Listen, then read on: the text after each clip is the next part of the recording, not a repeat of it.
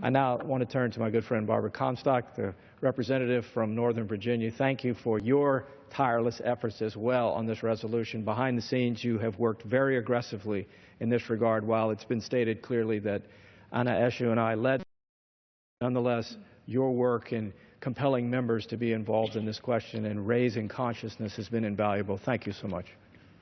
Well, I thank the gentleman for yielding, and I thank him for his very important work on this vital issue of religious freedom. And I know how closely you worked with my predecessor, Congressman Frank Wolf, who continues this fight for religious freedom now in his retirement from Congress, but his very active work that continues on this important issue. I rise to recognize the ongoing struggle for human and religious rights in the Middle East and call on the administration to make a genocide designation for the war crimes committed by ISIS against the Christians and other religious and ethnic groups. We had the resolution that we passed tonight, and I thank all of my colleagues for that unanimous vote that really should speak to the entire country, but also to the entire world, to everybody who is asking, where is there going to be help? When are people going to hear our cries of anguish?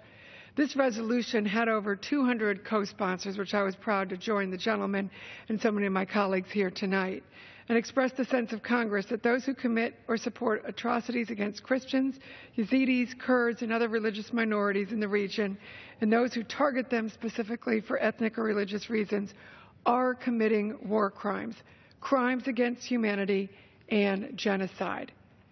ISIS has beheaded young children, raped young girls, and systematically slaughtered people just because of the religion they practiced.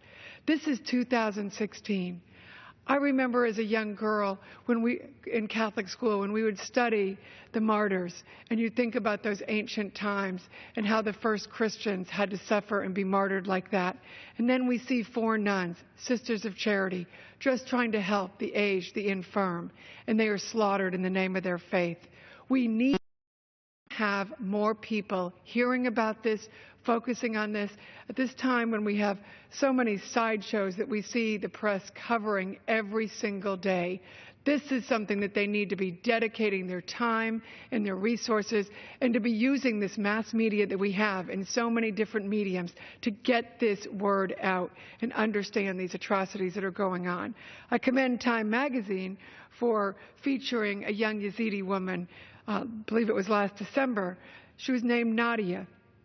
Her first-hand account was chilling, 21-year-old girl, and about what she testified what these monsters had done to her and her family. When she tried to escape and was recaptured, she recounted her story by saying, and I quote, "That night he beat me up," and this was the person who was keeping her in slavery, "forced me to undress and put me in a room with 6 militants. They continued to commit crimes to my body until I became unconscious." She spoke of her niece, who had also been kidnapped, who witnessed a woman cutting her own wrist, trying to kill herself.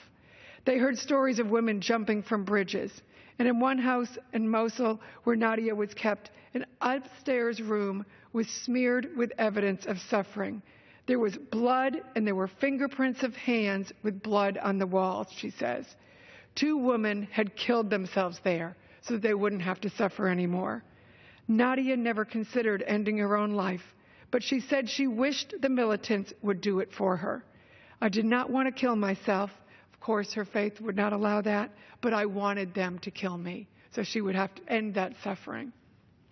Now she is out there telling the world about this, and we need to listen. The European Parliament, the U.S. Commission on International Religious Freedom, the UN High Commissioner for Human Rights, and the Iraqi and Kurdish governments labeled these actions as genocide. Now we in the House are on record also. These terrorist organizations are not only persecuting Christians, but Jews, Yezidis, and so many others, as so many of my colleagues have discussed tonight.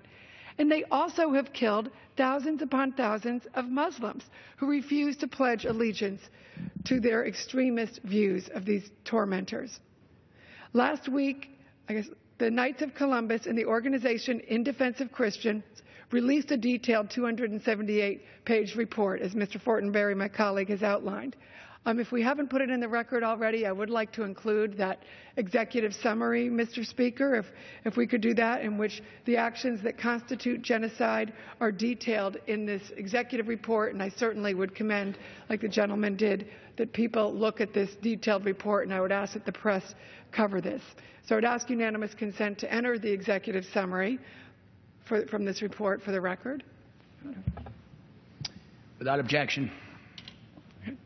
And Mr. Speaker, the law does state that the President shall consider what actions can be taken to ensure that those who are responsible for genocide are brought to account for such crimes in an appropriate constituted tribunal.